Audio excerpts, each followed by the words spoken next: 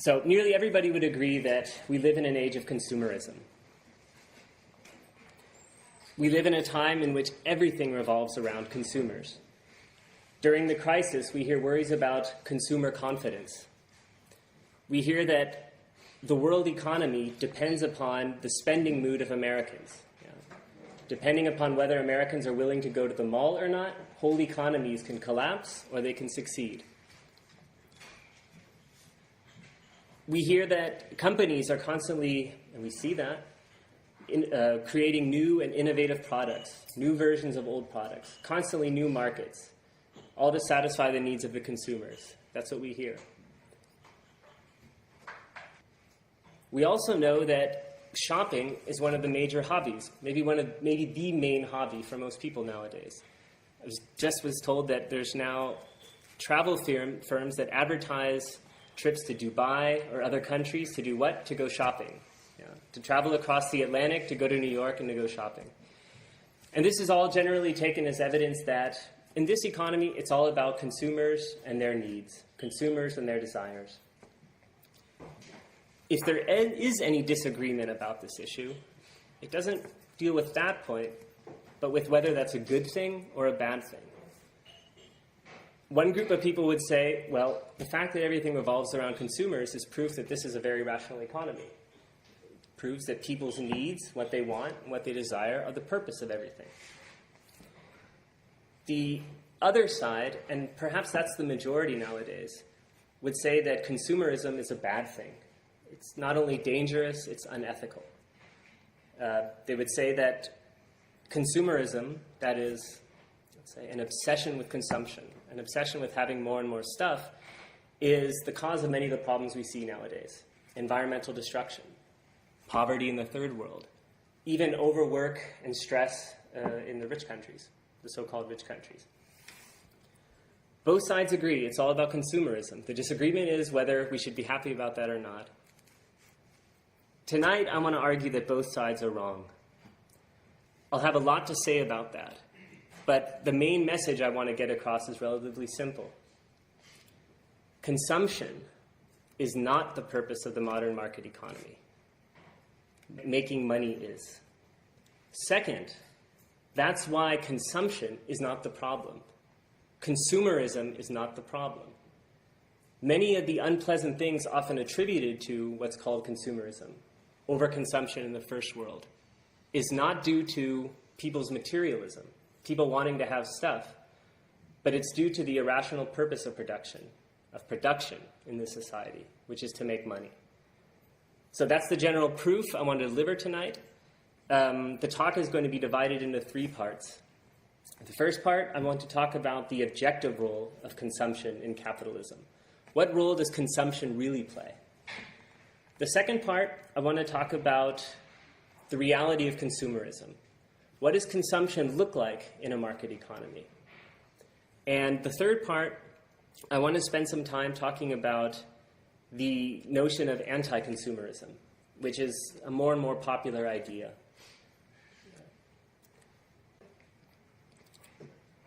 Okay, first part, the objective role of consumption in capitalism. Think back to what you've been hearing during the economic crisis over the last several years now. There's been widespread worries about consumer confidence. What does that mean?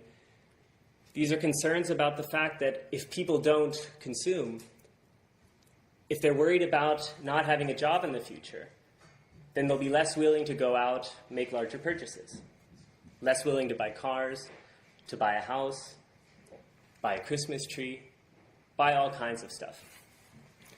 And why is that a problem? It's not the fact that people don't have the things that they want or need. That's not the problem when there's worries about consumer confidence. That's not the problem at all. What is considered a problem is that if people don't consume, then that's a threat to the economy. That's a threat to the growth and the expansion of production. It might seem obvious, but it's actually a really strange thing. That might be something everyone takes for granted. Yeah, if people don't consume, then the economy can't run. But in fact, that very fact characterizes the absurdity of the entire market economy. Think about it for a second. If the problem is that people don't consume, there can't be more production, then it turns out that production in this society is not a means for consumption. Yeah? Production is not the means where consumption is the aim. It's just the other way around. In this society, consumption is a means for production. Think of another illustration. What's the other reason why it's often said it's a problem if people don't consume? Well, if people don't consume, then companies can't make money, then companies can't create jobs. That's the big problem. Again, that might be something that most people take for granted, but that's in fact rather odd. In this society, why should people consume more? What's the purpose of having them consume more? Or let's say encouraging them to consume more. So more people can do more work.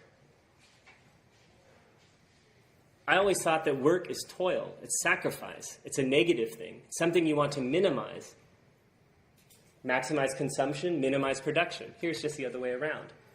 Consumption is needed so that more and more production can happen. Here, the more work, the better. Well, how can that be? Certainly the purpose is not just to work for the sake of working. Not everyone's crazy and thinks that just work is the whole purpose. What that does tell us is that the purpose of work is not consumption. Rather, the purpose of work is to make money. And because that's the purpose of production, there can never be enough work. Now, one could say, so what? What's the problem? So what? It's all about money making. Everybody knows that. But isn't money making maybe the best incentive to produce for needs? If companies know that by producing more they can make more money, well then doesn't everybody win? Doesn't this mean more money for the one side, more goods for the other side? If consumption is a means for production, that's great. That means they want to have people consume. Everybody's happy. Not quite true. It's crucial to recognize in what sense consumption is a means for production. In what sense is consumption a means for making money? Not the fact that actually people satisfy their needs. It's not the fact that people live in homes. It's not the fact that people wear pairs of shoes, like I said, drive cars, live in homes, go on vacation. Not their actual consumption. That's meaningless. Consumption is a means for production because consumption always means you have to pay money in order to get a hold of all these things. Consumption's not the point. The point is that you have to pay in order to consume. That's why consumption is a means for production. Again, might sound obvious, but what does that mean? What does that imply? The first thing that implies, and this is the most drastic consequence, if people don't have money, if people don't have the money to pay for all these things, their consumption is meaningless. It's economically insignificant. That's the first refutation of the idea of consumerism. If people don't have money, they don't get a hold of the things they need. Clearly, means and ends don't harmonize here. Consumption might be a means for production, but not in the sense that people actually get to eat stuff or wear stuff. The fact that they have to pay money to do so. And if they can't pay money, their needs are worthless, so they don't get satisfied. And that, by the way, I could say as an aside, that's the entire explanation for modern poverty. It's that simple. Not a lack of goods, rather a lack of money in order to purchase those goods. So it's not a lack of production, a problem with production. It's the purpose of production that is the cause of poverty. Because it's about making money when it comes to production, people who don't have money don't get anything. Let me give you a better illustration of that. We're right in the middle of an economic crisis. Everybody knows that a crisis is a major problem. But what is actually an economic crisis? What does that consist in? Does that mean that there's not enough stuff? A lack of goods? Nonsense. Stores are overfilled. Companies complain about the fact that they have tons of goods that they can't get rid of. That's not the problem. That's not what an economic crisis means. Is it maybe a lack of the means to produce things that people need? Nonsense. Auto companies complain about excess capacity. We could produce tons of cars, but nobody wants to buy them. The problem is we have too much ability to produce things people need. Is it a lack of people in order to do the work? No. Mass unemployment. In fact, an economic crisis, and this is an absurdity that only capitalism can manage. An economic crisis does not mean a lack of all the things that are needed. In fact, it means there's too much of all that. Question is, too much for what? Clearly, not too much for people's needs. There can never be enough of that. Too much for the purpose of making money. And because all these goods, because goods, means of production, and people are currently not useful for making money, they are too many. There's too much stuff, too many means of production, and too many people. So, first refutation of consumerism. Second point. Like I said, consumption is important in the sense that it means people purchase stuff that they need. It's the fact that they pay money. That's why consumption is important. And one could still ask, if people's ability to pay for things is a means for the economy, why is there always a shortage of people's ability to pay? Why do companies always complain about not having enough customers? How does that come about?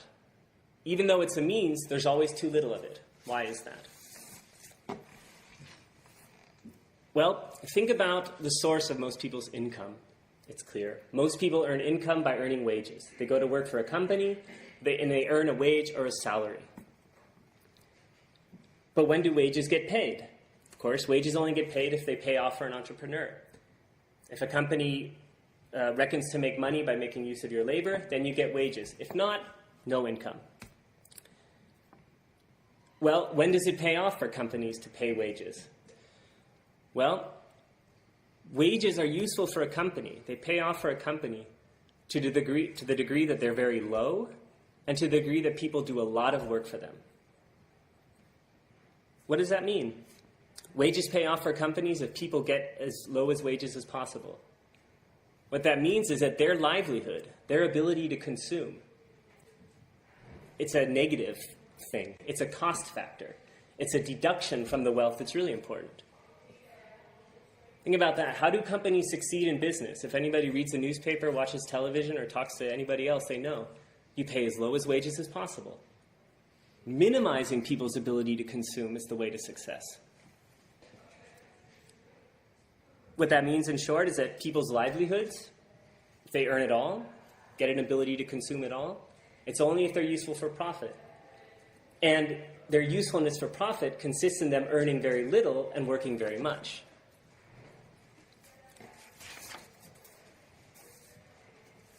Now, this fact, which one could describe as a contradiction between people's needs and companies' needs. Contradiction between people's needs for a livelihood and the company's desire to make profit.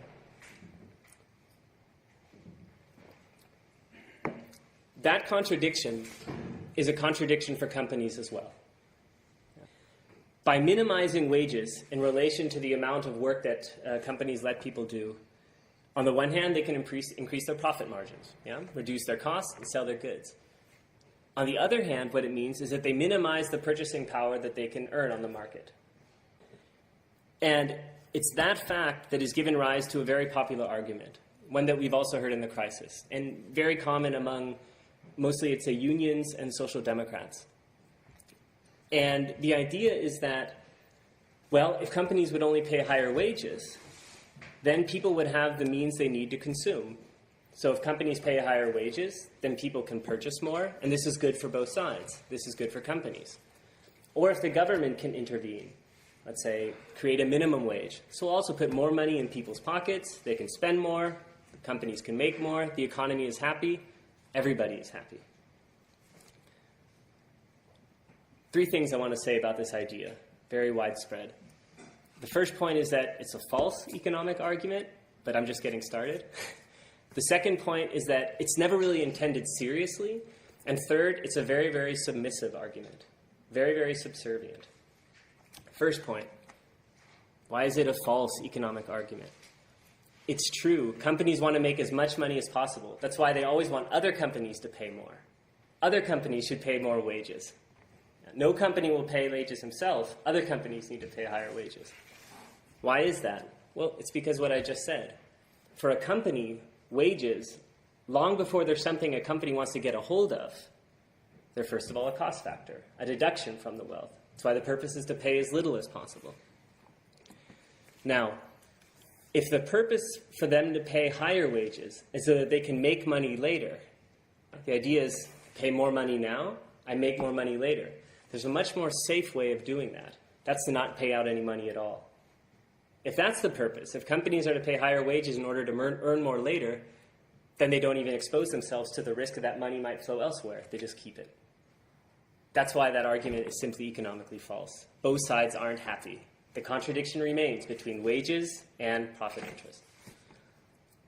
The second point is, I had said that this argument is never really intended seriously. Unions present this argument in order to demand 3 to 5% wage increases. Well, if the argument were true, if paying higher wages meant it was good for companies, why not ask for 100%, 200%, 300%? The more wages in the pockets of the workers, the better it is for companies. No, it's an argument used to pay, let's say, 3 to 5%. Apparently, the people who present this argument have a good deal of respect for the fact that people's wages, people's livelihoods, are first of all a cost factor for capital.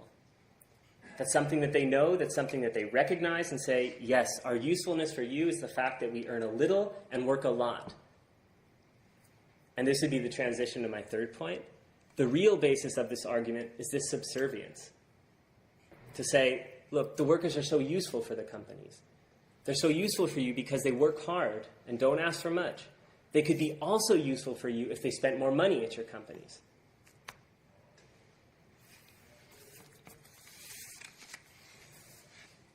That's my very quick run through the objective role of consumption in capitalism. The summary would be, it's not only the case that, as I started off, that consumption is a means for production. That would be absurd enough. What an upside-down world. It's not only the case that consumption is subordinated to production. Yeah, that's the point. If people don't have enough money, then they can't consume at all. If people can't satisfy the producer's need for profit, they can't buy anything, can't consume anything. So it's not only a means for production, for money-making, not only subordinated to money-making, it also stands in opposition to money-making. The less workers earn, better for profits.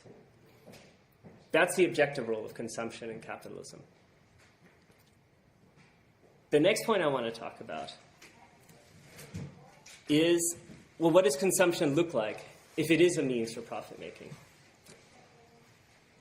What is the reality of consumerism?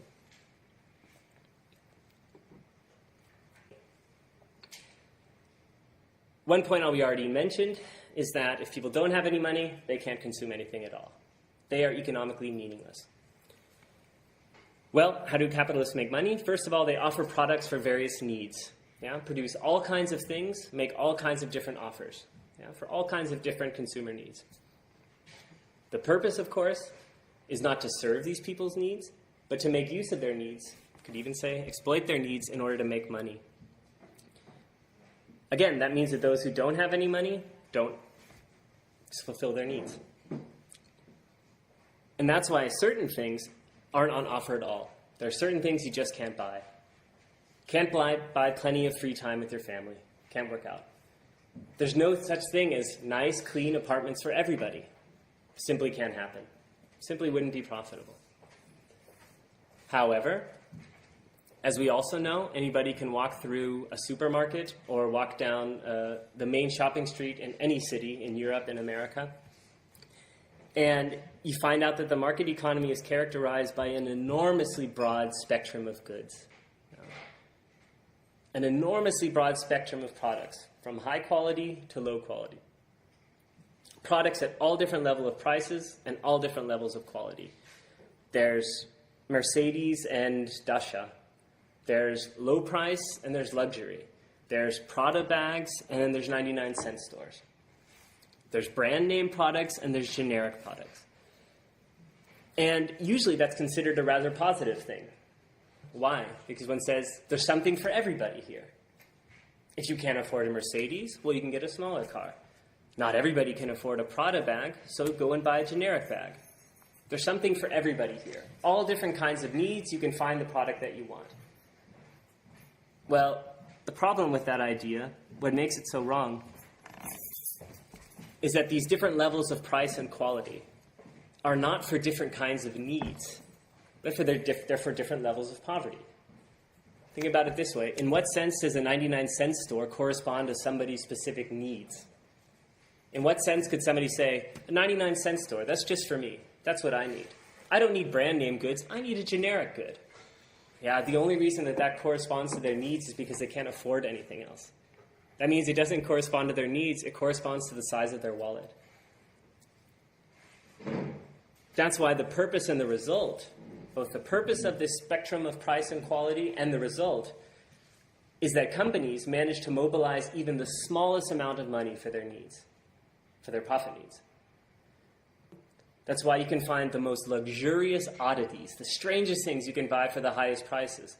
On the other hand, stuff that you can buy, it doesn't function 30 seconds later. Yeah, maybe even a same version of the same product. Maybe it breaks right away. The purpose there is not to fulfill different kinds of needs. That's pretty clear. The purpose is to mobilize purchasing power at every level of the hierarchy, let's say the social hierarchy. The second point, something also everybody knows about, innovation. Companies are constantly bringing new and improved products onto the market, wholly new products that didn't exist before, new versions of old products.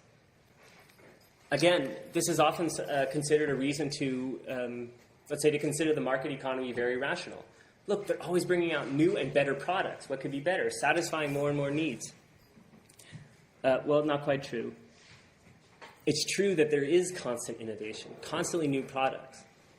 But because the purpose of that innovation is not to satisfy new needs, but rather to make money, this process of innovation goes along with a whole lot of irrationalities.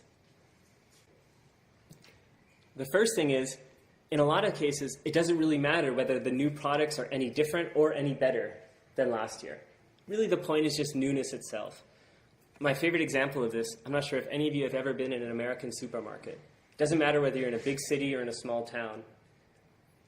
Thousands of different kinds of laundry detergent. Everyone says new and improved. Nobody could name the difference. Clearly, the purpose is not to develop, let's say, a more quality product, but just to point out something is new, something is different from everything else. Or think about cell phones.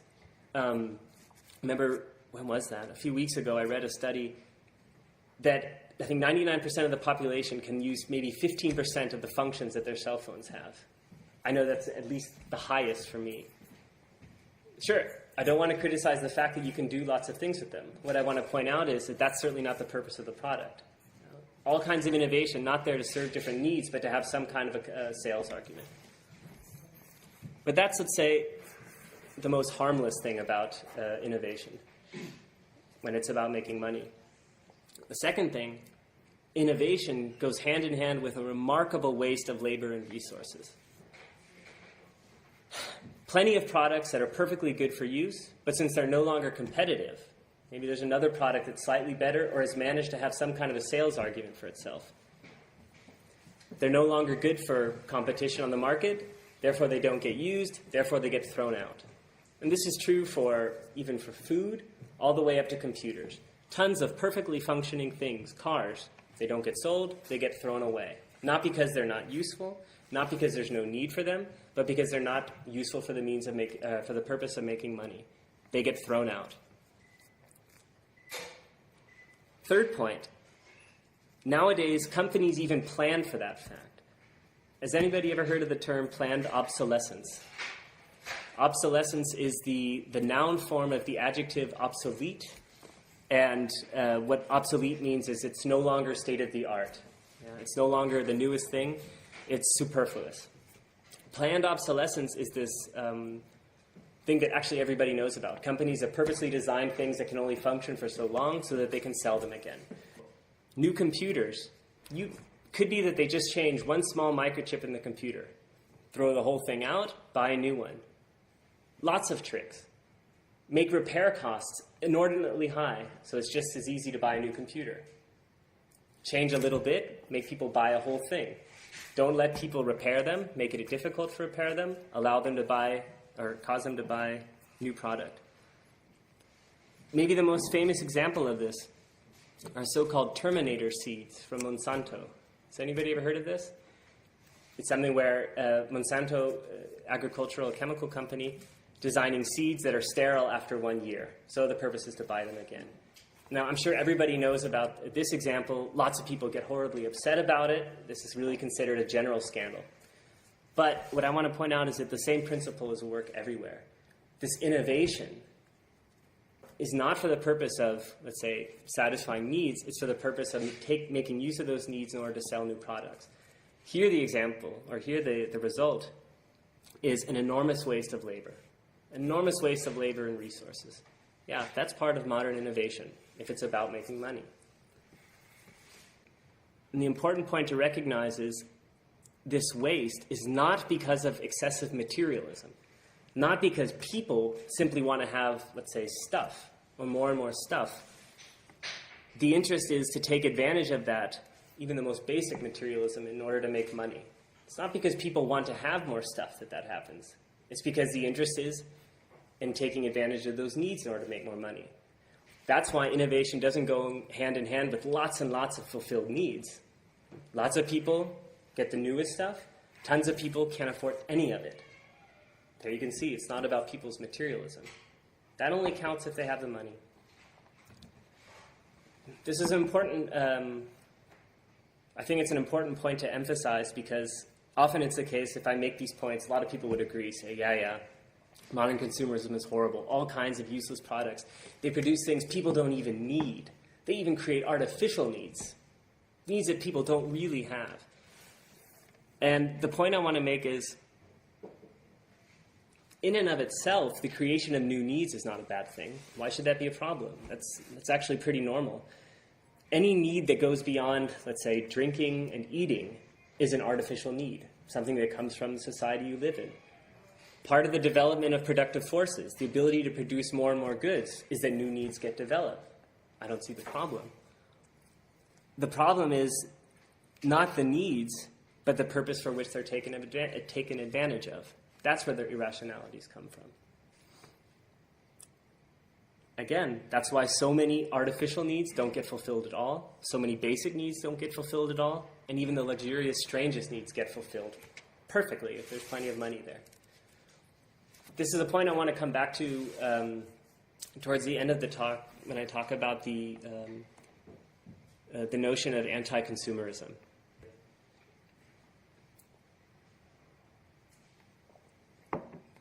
So, these are yet two features of modern consumerism. The first one was this broad spectrum of price and quality. The second one is constant innovation.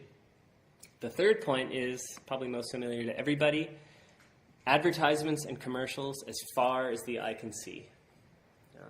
A whole world full of advertisements. This is a point I want to spend a little time on. Critics of consumerism, fans of consumerism, it all usually revolves around the advertising industry, or modern life with ads everywhere.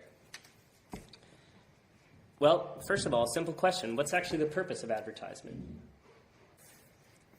It's not to inform people that there are new goods and where to pick them up. Let's say that's the smallest part of advertising, to say, hey, this thing you can now get a hold of, here's where you go and get a hold of it. That's obviously not advertising. And in fact, the whole industry, this is my claim, would be a total waste of labor if consumption was the purpose of production. If the purpose was to organize production in such a way that as little work is done as possible in order to satisfy people's needs and desires. Think about that. What is the message of every advertisement? Again, not here's a product, here's where you get it, but buy our product, not theirs. Come and get our product, not theirs. Well, that teaches us, first of all, people's poverty doesn't come from the fact that there's not enough stuff. In fact, companies are competing to make the other guy's stuff superfluous. Come and buy our product, not theirs. We want to get them to throw away their goods. It's good if you don't make use of these goods. It might be perfectly good to use. Use ours. Again, advertisement, this whole message, buy our product, not theirs, really refutes the notion that consumption is the purpose. So the question is, how do they do that? How is that done? First rule is get your message out there. Billboards, advertisements, everywhere. I live in Frankfurt at the moment, and I don't think there's a single toilet in the entire city where you're not staring at an advertisement while you're using the bathroom. And it's ironic because I grew up during, let's say, the 1980s at the high point of the Cold War, where we always heard about propaganda in the Eastern Bloc. Apparently there's even places where there was a radio in the wall, you couldn't turn it off. Everywhere you looked, there was billboards saying, come to the next party Congress, socialism is a worker's paradise, the dictatorship of the proletariat, etc. Propaganda everywhere. And yet, if you compare that with the reality of a modern market economy, people back then were really left in peace. Like I said, everywhere you go, there's propaganda for products. Everywhere you go, private propaganda. Well, let's take that. I want to take this comparison seriously for a moment.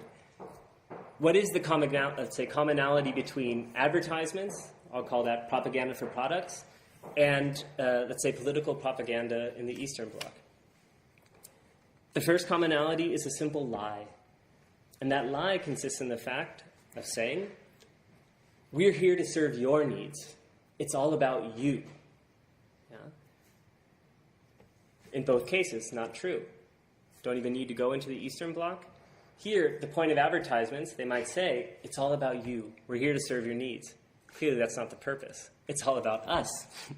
It's all about taking advantage of what you have in your pocket. That's the basic lie. And you could say that's a commonality.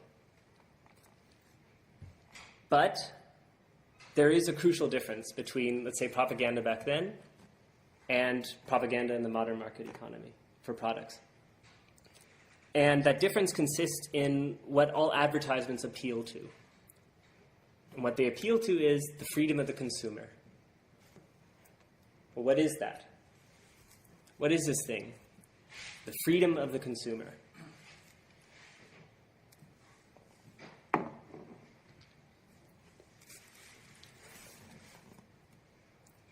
First of all, what it means is that people decide what they want. Nobody forces them to buy this or that product. They're free for themselves to choose what they buy.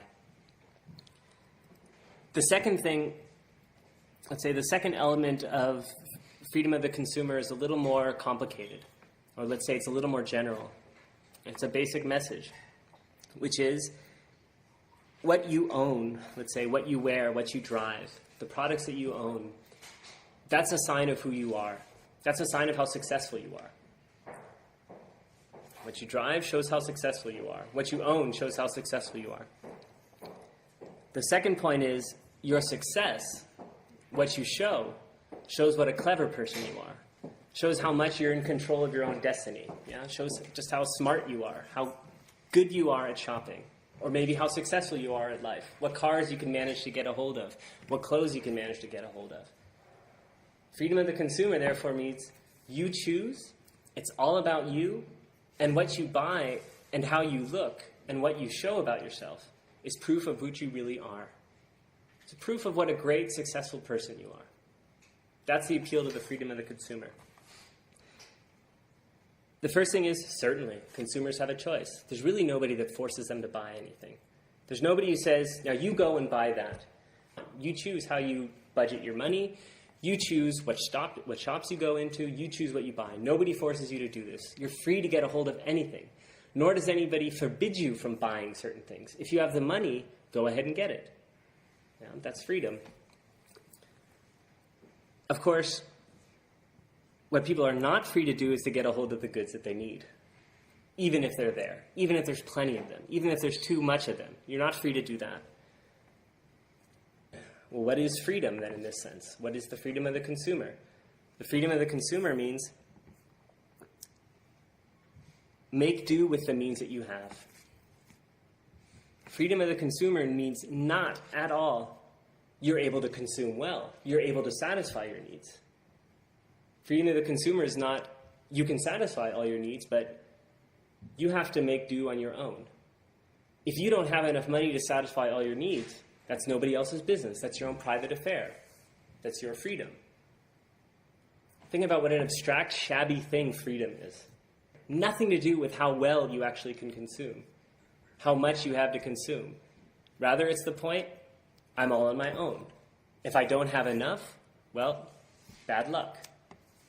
That's the freedom of the consumer. They can choose what they want, but what they actually get a hold of, well, that's a different question.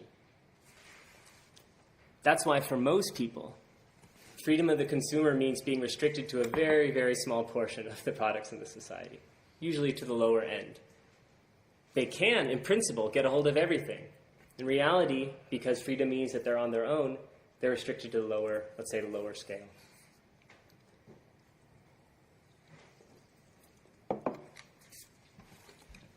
Consumers themselves, of course, see the matter a little differently. Most consumers would say, well, I might not have a lot of money, and I might not be able to afford everything I need, but it's up to me to decide.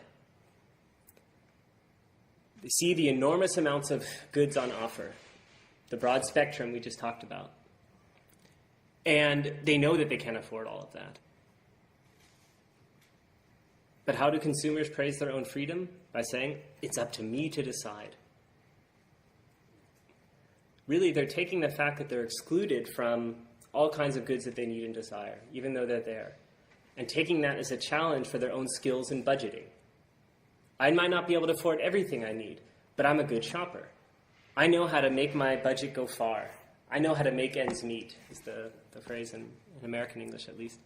I know how to get by. Really, they take their own restriction, their own poverty, the necessity of dividing up their money in between, let's say, various different goods as a challenge for their own freedom. I can go out and show what a clever shopper I am. Not only that, consumers see their consumption as an opportunity to show to others how successful they are. Yeah, I show if I buy the right shirt, I'm successful. If I buy the right car, I'm successful. Show to other people how much I'm the master of my own destiny. And advertisers know exactly how their consumers tick. They know that's exactly how consumers think. I would say they know exactly what mistake consumers make. Abstracting from the reasons why they're so restricted from such a mass of goods. Abstracting from how poorly they might consume, how little they might have. Instead saying, yes, but it's up to me to decide. I'm free to decide, and I can decide skillfully. That's exactly the need that people, or let's say the consciousness, the state of mind that advertisers take advantage of. And they do so in a way that's wholly appropriate to the market economy. They make it an offer and demand money in return. Now, this is a rather complicated point. That's why what I would like to do is to go through some of the most famous marketing strategies and see how these points work. The points I want to show are, first of all, how do standard marketing strategies, marketing slogans, what do they tell us about the position of most people? What does that tell us about the reality of most consumers' situation? What I would say is, what does that tell us about their poverty? The second point is, how do companies make use of that poverty for their own money-making interest? And third, how do consumers think about that? So, these are 3 points I want to show. The first marketing strategy is obvious. It consists in advertising for a low price. Cheap. Here you can get goods that are cheap. Inexpensive. It's actually a strange advertisement. It might be the most common thing, and in fact, it'd be hard to find products, or let's say most products, that don't say how cheap it is and easy it is to get a hold of them. Now, it's strange. It's the most common advertisement, but it has nothing to do with the product. If something is cheap or not has nothing to do with the actual good for sale. Interesting. It's an interesting point. Little musical accompaniment. I like that. So the most common sales argument has nothing to do with the product. It has to do with the ease in getting a hold of the product. How can that be? Well, that presupposes something. That implies that most people have difficulties getting hold of the things they need. It presupposes a lot of people don't quite have enough to make ends meet. Maybe they don't have nearly enough to make ends meet. And because of that general situation, that poverty, cheap is the best argument. So that reflects the poverty of most people. Second point is, companies take advantage of that poverty by saying, You might not have a whole lot of money. You can hardly make ends meet, but here you can buy something cheap. Turn that into an opportunity for us. Third point is, how do most consumers think? I'm a clever shopper. I know where the cheapest prices are. I know where to get the lowest prices.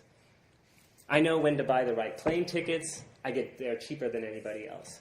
Especially nowadays, there's all these kind of advertisements for different flight company or plane company. What's the word? Airlines. There's the word. Different websites you can go to get there the cheapest, and they show a picture of people in a plane and compare how much people paid. Yeah, and always the clever guys are the ones who manage to pay the least. Again, people are poor; they can't buy the things they need. But what do? They turn that into an opportunity to show what clever shoppers they are. Second point. Very popular advertising, especially when it comes to selling food nowadays. Quality. We have a quality product, not the cheap crap like the other guys have. Organic foods. Think about that for a second. What does that presuppose? That presupposes that normally people can't get a hold of anything of quality. Look, we have a quality product. Apparently that's not something that's self-evident. You would think that in a rational society, production for the purpose of fulfilling people's needs, every good would be quality. Here, apparently quality is a special advertising argument. That presupposes that normally what people get a hold of, what people can actually afford, is crap. Quality. Again, organic products is really the best example of that. Think about a whole segment of agricultural production argues for the fact that, or let's say, advertises for themselves by pointing out that you don't get sick from their goods. There's no chemicals in their goods. That tells us a lot about the purpose of production. It's obviously not for consumers.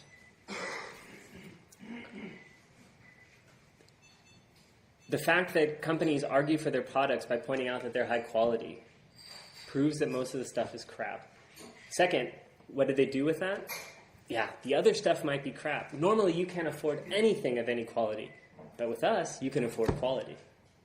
Get quality from us. Don't be like the other saps that buy the crap. You know what's good for you. You know that you need to buy good food to be healthy. Buy our product. And that's pretty much exactly how consumers think about it.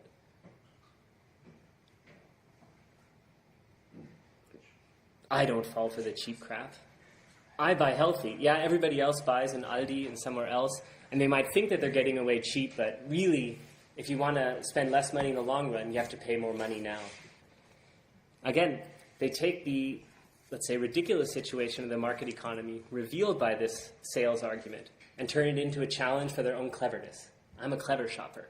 I buy what I really need, or what's good for me, what suits me.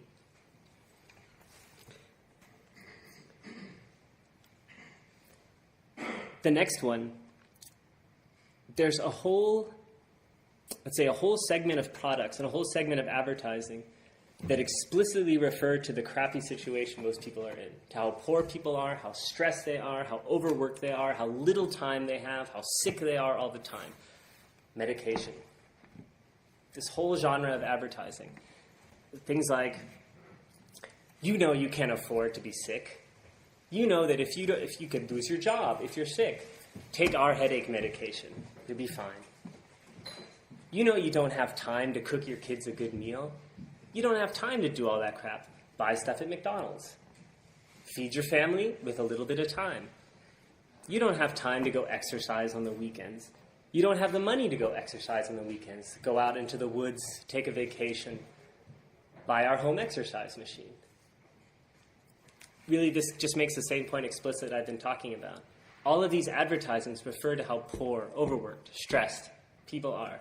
Of course, not as a critique, but as an opportunity to do some business with that, to make an offer.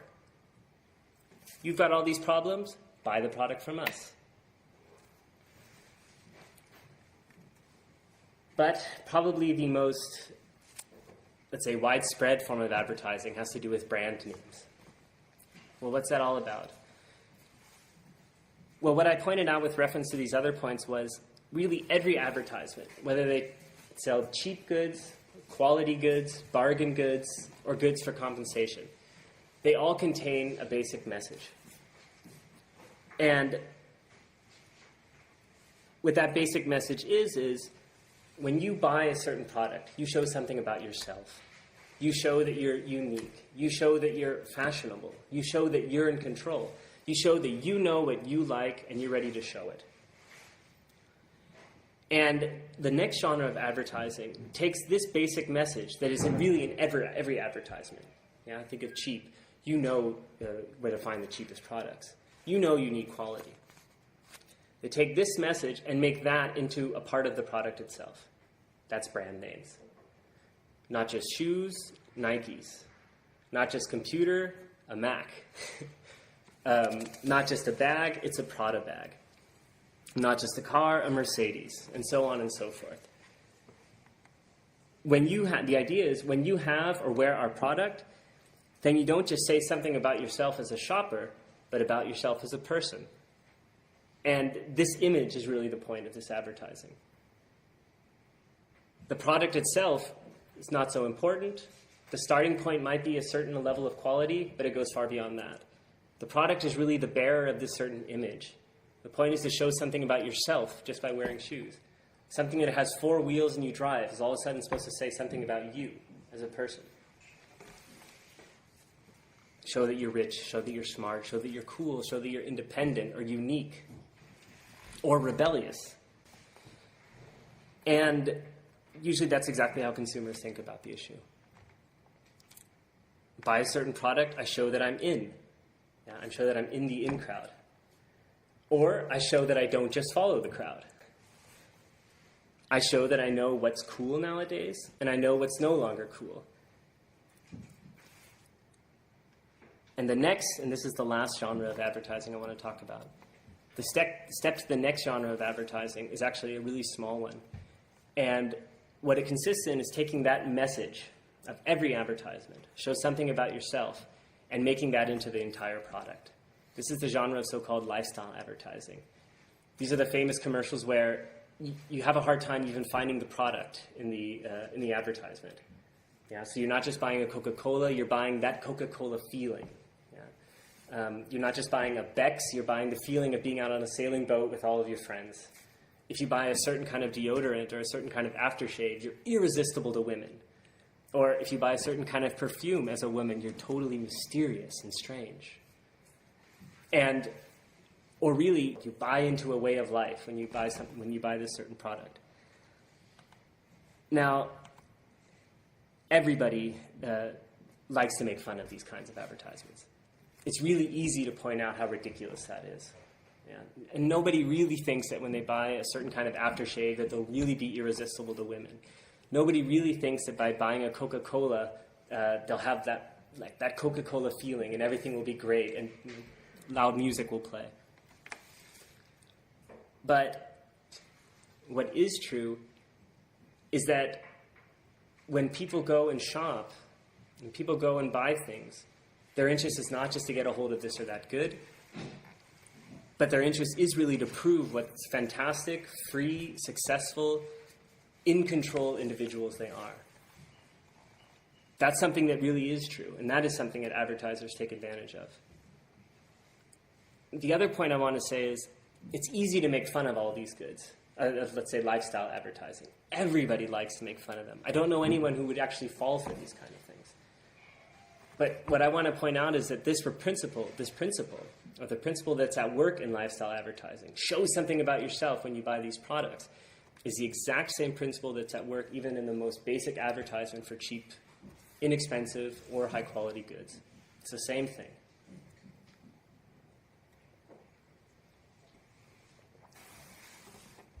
So, to summarize my second part, the question was, what is the reality of consumerism? What does consumption look like if it's a means for making money? To summarize, I could say, on the one hand, like I said, an immense variety of goods of all kinds, and intense competition over consumers with all different kinds of needs. On the other hand, very different abilities to get hold of products. Lots of unfulfilled needs, lots of needs that are fulfilled very poorly, along with the extensive satisfaction of very, very luxurious, strange needs. And in that sense, there's a nice correspondence between a hierarchy of goods of different quality and a class society, a hierarchy of different social statuses. In that sense, the world of consumerism is a reflection of a world of rich and poor, a class society. That's the reality of modern consumerism. Not excessive materialism. Not everybody wanting to have everything. If that was the point, there certainly wouldn't be any poverty. No, consumerism is not massive consumption or overconsumption. Consumerism is the world in which needs are mobilized and taken advantage of for making money. That's not the same thing as satisfying needs. But despite all their differences, so let's say beside the differences between rich consumers and poor consumers, they do have one thing in common. And that's this ideology I've been emphasizing. Regardless of how well I can consume, or I can get a hold of the goods I need for my consumption, it's all about my freedom. It's all about finding what really suits me. Completely abstracted from whether they can actually get what they need, why they are poor, why they can't get a hold of what they want. Everything is a challenge for their own skills in budgeting. That's the end of my second part. The next part, I wanted to talk about the ideology of, or what I would call the ideology of anti-consumerism. Are there any questions before that?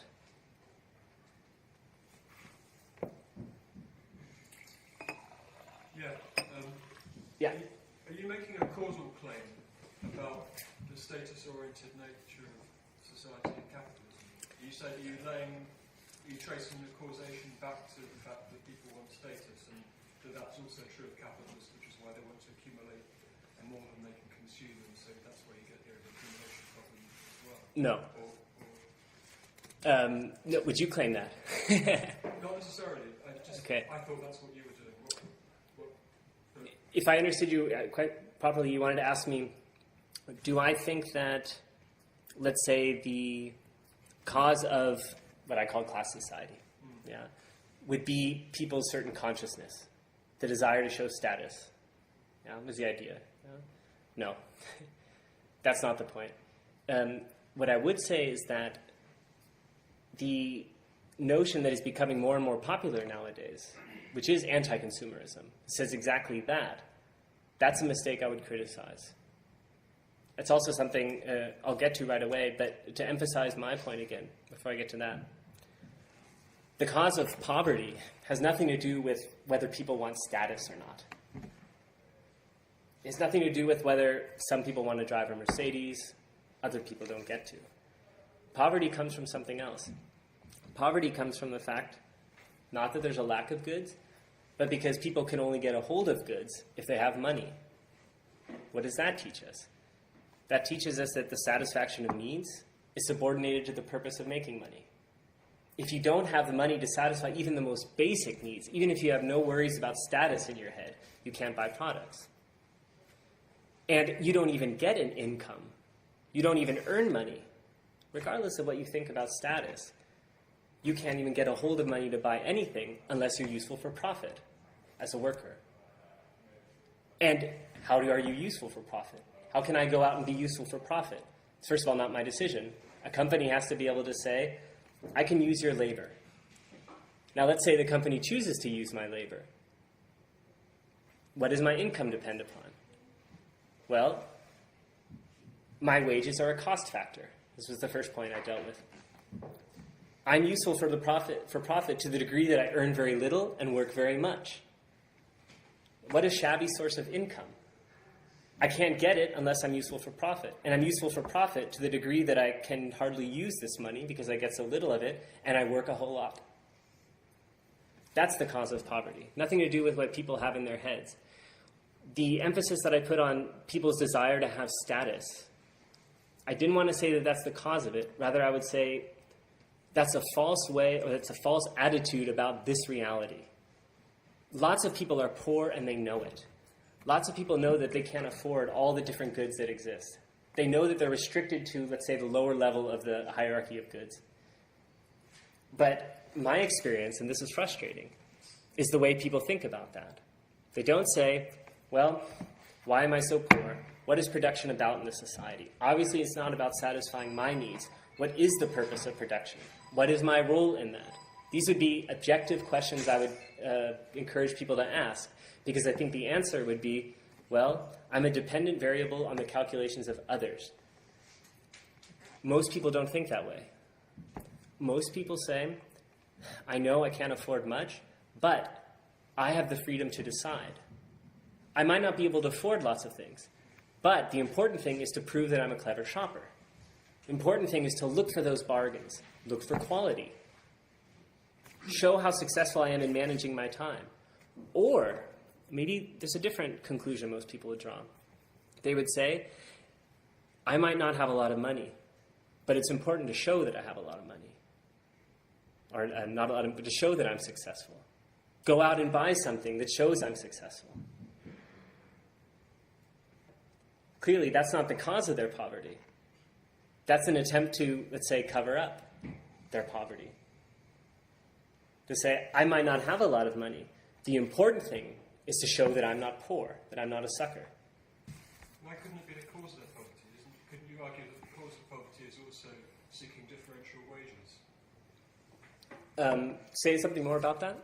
Well, I mean, if you don't think that wages, and I'm assuming you don't, if you don't think that wages are somehow proportional to the contribution that we each make to production, but we do observe wages at different levels, and they're not random, so what generates them is the ability of certain groups in society to organise themselves in such a way as to make their labour priced more highly. To talk about the objective role of consumption in capitalism. What role does consumption really play? The second part, I want to talk about the reality of consumerism. What does consumption look like in a market economy? And the third part, I want to spend some time talking about the notion of anti-consumerism, which is a more and more popular idea.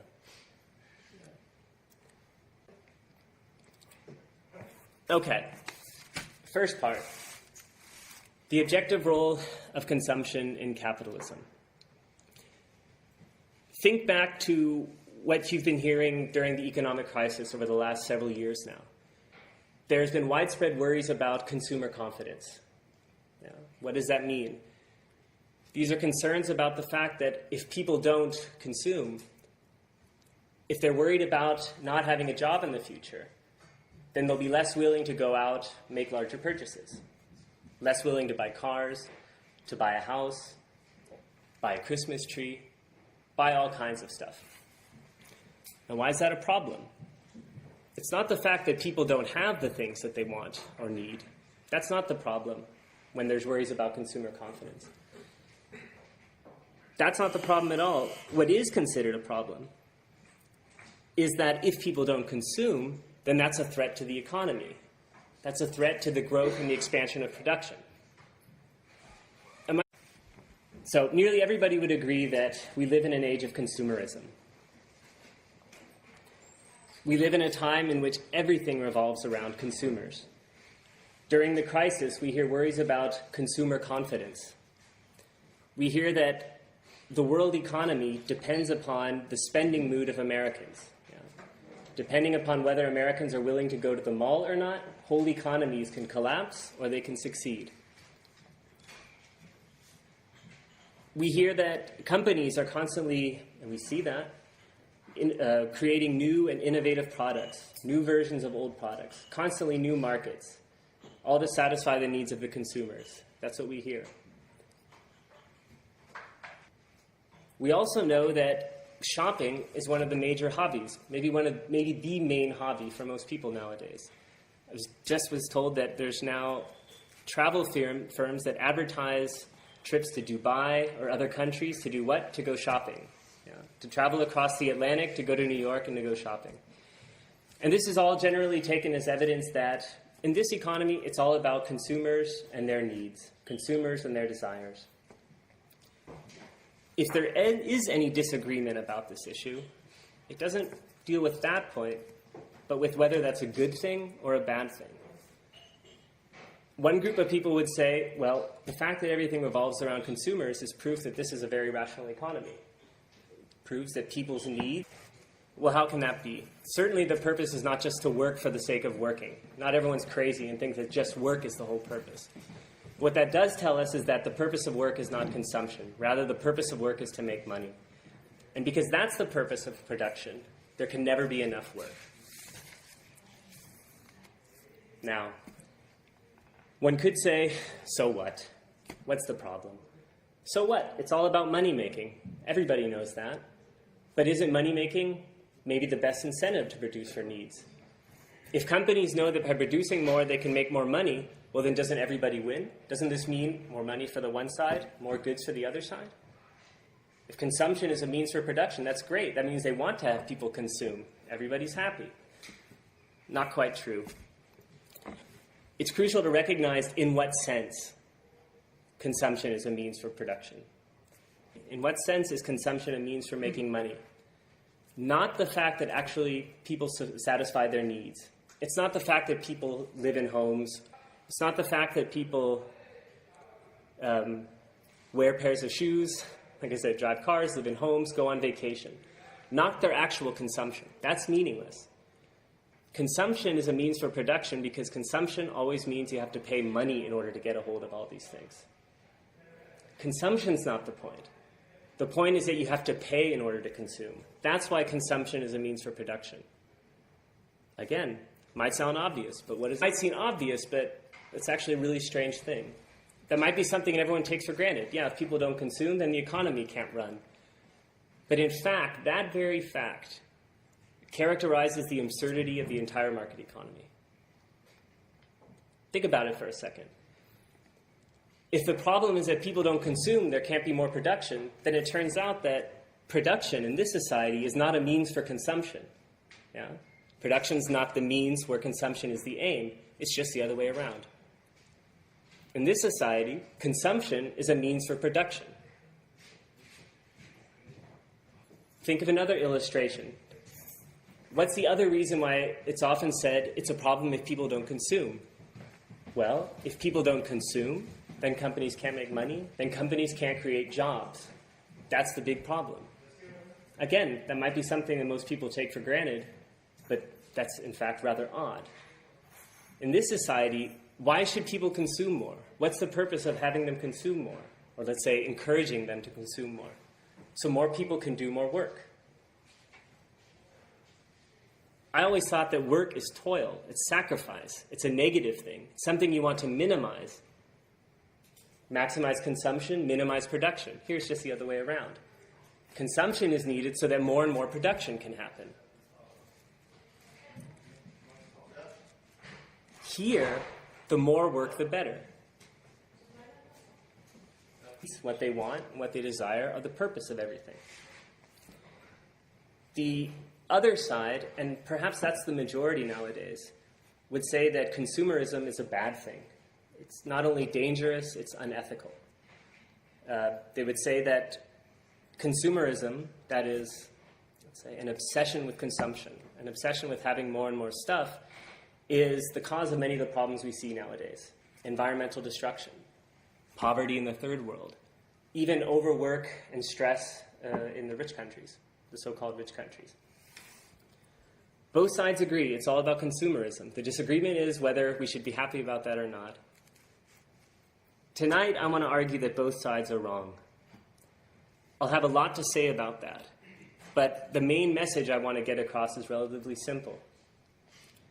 Consumption is not the purpose of the modern market economy. Making money is. Second, that's why consumption is not the problem. Consumerism is not the problem. Many of the unpleasant things often attributed to what's called consumerism, overconsumption in the first world, is not due to people's materialism, people wanting to have stuff, but it's due to the irrational purpose of production in this society, which is to make money. So that's the general proof I want to deliver tonight. The talk is going to be divided into 3 parts. The first part, I want